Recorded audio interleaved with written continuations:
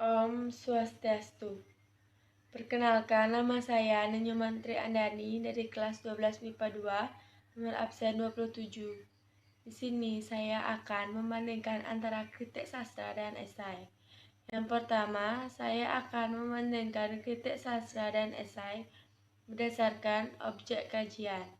Objek kajiannya adalah karya sastra novel dengan judul Cintaku di Lembata, sebuah visi perjalanan bertabur cinta karya Sari Narulita.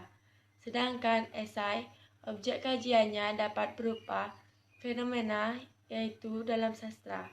Yang kedua, saya akan membandingkan berdasarkan topik atau masalah atau peristiwa yang dialami oleh tokoh dalam perjalanan di Lembata.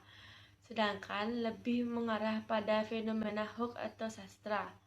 Yang ketiga, saya akan membandingkan kritik sastra dan esai berdasarkan deskripsi dan sinopsis karya sastra. Terdapat deskripsi atau sinopsis karya dari novel Cintaku di Lembata, sedangkan tidak ada ringkasan atau sinopsis karya, melainkan terdapat pendapat pribadi penulis.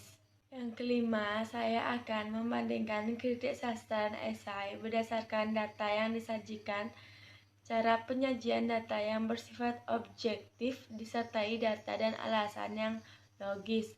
Sedangkan esai kajian dilakukan secara subjektif menurut pandangan atau pendapat pribadi penulis. Yang kelima, saya akan membandingkan kritik sastra dan esai berdasarkan cara penilaian menganalisis suatu karya sastra, kemudian menilai kekurangan dan kelebihan secara objektif berdasarkan data dan alasan yang logis.